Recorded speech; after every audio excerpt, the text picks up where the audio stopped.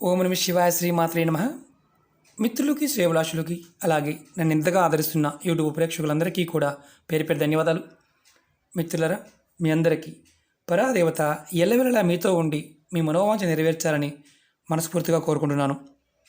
ఈరోజు మనం శనివారం రోజు 4 చిన్న చిన్న ఉపాయాలు చేయడం వల్ల మీ నిత్య జీవితంలో మీరు ఎదుర్కొంటున్న అనేక రకాల ఇబ్బందుల నుండి బయటపడతారు. అన్నిటికంటే ముఖ్యమైనది ఏంటంటే పితృదేవతల యొక్క ఆశీర్వాదం లభిస్తుంది.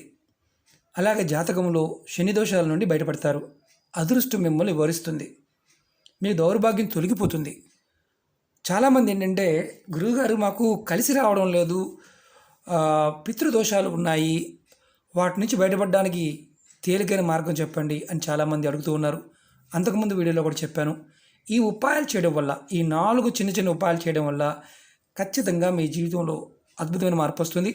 వీడియోని స్కిప్ చేయకుండా పూర్తిగా చూడడానికి ప్రయత్నం చేయండి. అలాగే మీకు ఈ వీడియో నచ్చినట్లయితే లైక్ చేయండి, ఛానల్ని సబ్స్క్రైబ్ చేసుకోండి, పక్కనే ఉన్న గంట సింబల్ యాక్టివేట్ చేసుకోండి, 10 మంది మిత్రులకి షేర్ చేయండి.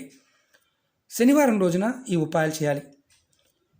మీరు ఈ ఉపాయం చేయడం వల్ల కలిగే లాభం చెప్తాను, ఎందుకు చేయాలో కూడా చెప్తాను. ఎవరి జీవితంలో అయితే ఎప్పుడూ మీ ఇంట్లో గొడవలు అవుతూ ఉన్నా, పెళ్ళి కావాల్సిన వారికి వివాహం లేట్ అవుతూ ఉన్నా, చేస్తున్న పనుల్లో ఏదో ఒక ఆటంకం వచ్చి డబ్బు నీళ్ళలా ఖర్చు అయిపోతూ ఉన్నా, అలాగే ఆకస్మిక సంఘటనలు, అనుకోకుండా యాక్సిడెంట్ జరగడం, ఇంట్లో వాళ్ళు ఎవరైనా మరణిస్తూ ఉన్నా, ఆపదలు అనేవి రావటం, తెలిసిన వాళ్ళే కుటుంబ సభ్యులు శత్రువులుగా మారటం, అలాగే డబ్బు చేతిలో అంటే మన దగ్గర ఈరోజు ₹1,00,000 ఉన్నాయి, అవి ఎందుకు ఖర్చు అవుతున్నాయో తెలియకుండా ఖర్చు అయిపోవడం, తర్వాత మళ్ళీ డబ్బుల కోసం వేరే వాళ్ళ దగ్గర అడగటం, అప్పులు చేయటం, ఇలా జరుగుతూ ఉందంటే జాతకంలో మీకు శని భగవానుడు నిత్యంలో ఉన్నాడని అర్థం. అలాగే రాహుకేతు దోషం కలిగి ఉందని అర్థం. పితృదేవతల యొక్క కోపము అంటే శాపాలు కూడా ఉన్నాయని అర్థం. ఇలాంటి సంఘటనలు ఉన్నప్పుడే మీకు ఇలాంటి పరిస్థితులు ఏర్పడతాయి. ఈ ఉపాయం అంటే ఏదైతే ఈరోజు మనం చెప్పుకోబోయే 4 ఉపాయాలు, మీరు ఏదైనా ప్రయత్నం చేయవచ్చు. ఈ ఉపాయాన్ని ఆడవారిని మగవారిని చేయవచ్చు. ఆడవారు నెలసరి సమయంలో చేయకూడదు. అలాగే ఆహార నియమాలు అంటూ ఏమీ లేవు 4 ఉపాయాలకు కూడా. అలాగే మీరు ఒకటి గుర్తుంచుకోవాల్సింది ఏంటంటే, ఈ ఉపాయానికి తలస్నానం కూడా చేయవలసిన అవసరం లేదు. చాలామంది అడుగుతూ ఉంటారు, తలస్నానం చేయాలా చేయకూడదా అని. ఈ ఉపాయాన్ని అంటే ఈ 4 ఉపాయాల్లో మీరు ఏదైనా ప్రయత్నం చేయండి. మీరు ఈ ఉపాయాన్ని శనివారం ఉదయం నుండి సాయంత్రం 6 లోపు ఎప్పుడైనా చేయవచ్చు. 6 తర్వాత మాత్రం చేయకూడదు. మీరు శనివారం నాడు ఒక రావి చెట్టు మొదల్లో కొన్ని నీరు తీసుకోండి. అలాగే కొంచెం బెల్లం తీసుకోండి. నీళ్ళల్లో బెల్లం కలపండి. కొద్దిగా కలిపి రావి చెట్టు మొదల్లో పోయండి. అది మీ ఇంటి దగ్గర ఉన్న చెట్టు అయినా పర్వాలేదు, దేవాలయంలో ఉన్న చెట్టు అయినా పర్వాలేదు, అలాగే బయట ఎక్కడున్నా సరే పర్వాలేదు, చెట్టు మొదల్లో పోయండి. తర్వాత ఇలా 4 ఒత్తులు వేసి మట్టి ప్రమిదిలో ఆవు నెయ్యి పోసి దీపారాధన వెలిగించండి. ఆవు నెయ్యితో దీపారాధన చేయండి. 4 ఒత్తులు వేయండి. ఇది మీరు చేయటం వల్ల కలిగే లాభం చెప్తాను. ఈ దీపం వెలిగించి మీరు ఇలా చేయడం వల్ల మీకు లక్ష్మీ ప్రసన్నత కలుగుతుంది. అలాగే పితృదేవతల యొక్క ఆశీర్వాదం లభిస్తుంది. అంటే మామూలుగా ఈ చెట్టు దగ్గర చేస్తున్నప్పుడు మీ ముఖం వచ్చి తూర్పు వైపుకి ఉండాలి. ఇది చేయడం వల్ల ఇంకొక లాభం ఏంటంటే, జాతకంలో రాహుకేతువులు, శని భగవానుడు చెడు దృష్టి మీ మీద ఉండదు. అంటే ఒకవేళ ఉన్నా అది తొలగిపోతుంది. మీరు ఎదుర్కొంటున్న అనేక రకాల ఇబ్బందులు, సమస్యల నుంచి బయటపడతారు. మీరు ఇంట్లో కుండీలో రావి చెట్టు ఉన్నా చేసుకోవచ్చు, గుడిలో ఉన్న చేయవచ్చు, బయట ఉన్న చేయవచ్చు.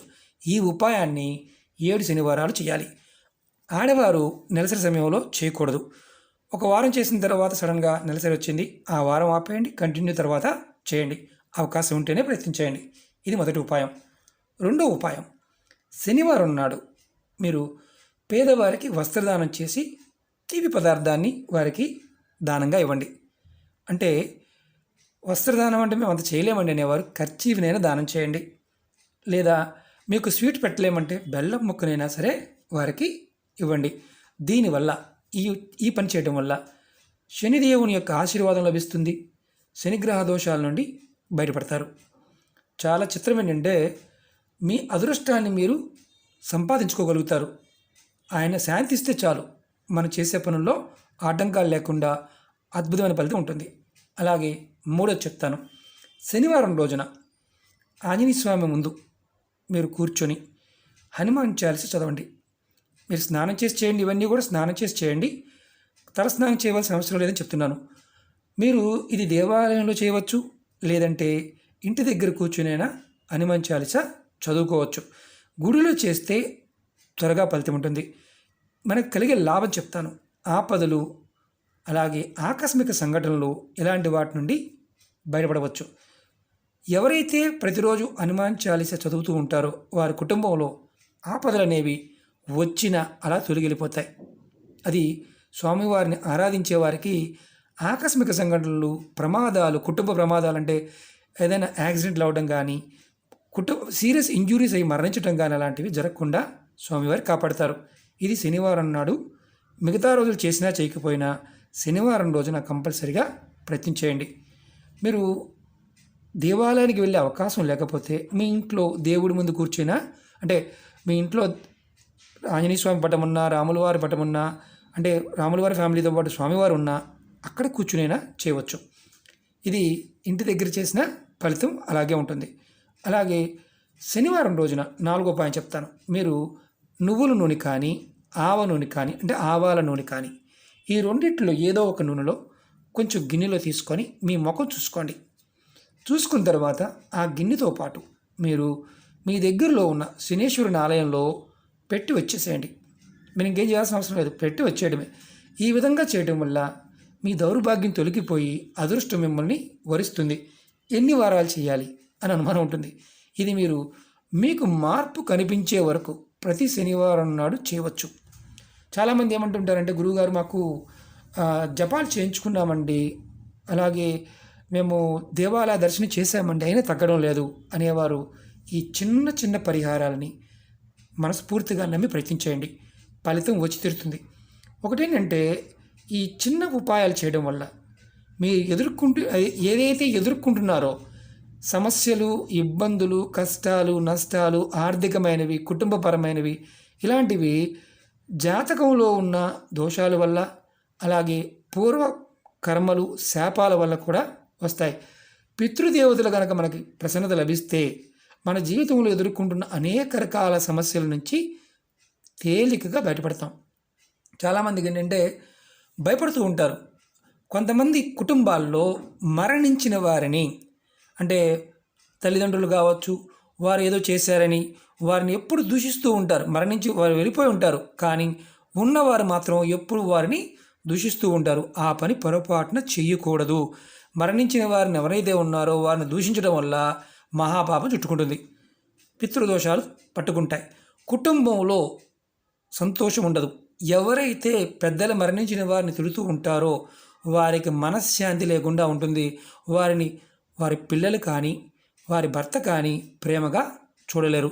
అలాగే తల్లిదండ్రులైనా సరే మరణించారు, వారు ఏదో చేయలేదని పిల్లలు కూడా అంటే ఆ ద్వేషంతో మరణించిన వారు తిడుతూ ఉన్న వారికి కూడా కలిసి రాదు. ఇది గుర్తుంచుకోవాల్సిన విషయం. చాలామంది తెలియక చేసే తప్పులు ఇవన్నీ ఒకవేళ చేస్తూ ఉంటే సరిచేసుకోండి. అలాగే ఈ 4 ఉపాయాల్లో 4 చేయాలా, ఒకటి చేసి సరిపోతుందా అని అనుమానం ఉంటుంది. మీరు ఏది చేయగలిగితే అది ప్రయత్నించేయండి. ఎందుకంటే తేలికైన ఉపాయాలు తంత్రంలో మీకు త్వరగా ఫలితాన్ని ఇస్తాయి. కానీ నమ్మికతో ఉండాలి, నమ్మి చేయాలి. నమ్మకం లేని వారు పొరపాటున ప్రయత్నం చేయవద్దు. ఎందుకంటే ప్రాకృతికమైన శక్తిని మనం నమ్మి విశ్వసించి చేయటం వల్ల ఆ శక్తి మనకు వస్తుంది. మనలో ఉన్న మానసిక శక్తి ప్రేరణ కలుగుతుంది, ఖచ్చితంగా పని అవుతుంది. చాలామంది అడుగుతూ ఉంటారు, మాకే ఎందుకు వస్తున్నాయి ఈ కష్టాలు అని. మనం ఏది చేసినా తేలికైన పరిహారాలు చేస్తున్నప్పుడు నాకు ఫలితం వస్తుంది అని చెయ్యాలి. వస్తుందా రాదా మీరు ఎవరైనా చేసి చెప్పండి, మీరు చెప్తే నేను చేస్తామనే వారికి జీవితకాలంలో ఫలితాలు రావు. కారణం ఏంటంటే సాధన లేకుండా ఏదీ కూడా మన దగ్గరికి రాదు. మనంతటికి మనంగా ప్రయత్నం చేసి విశ్వాసంతో ఉన్నప్పుడు ఖచ్చితంగా భగవంతుడు మనకు సహాయం చేస్తాడు, ప్రకృతి మనకు సహాయం చేస్తుంది. దౌర్భాగ్యం తొలగిపోయి అదృష్టం మిమ్మల్ని ఖచ్చితంగా వరిస్తుంది. మిత్రులారా, మీకు ఈ వీడియో నచ్చినట్లయితే లైక్ చేయండి, ఛానల్ని సబ్స్క్రైబ్ చేసుకోండి, పక్కనే ఉన్న గంట సింబల్ని యాక్టివేట్ చేసుకోండి, 10 మంది మిత్రులకి షేర్ చేయండి. ఓం నమః శివాయ, శ్రీమాత్రే నమః.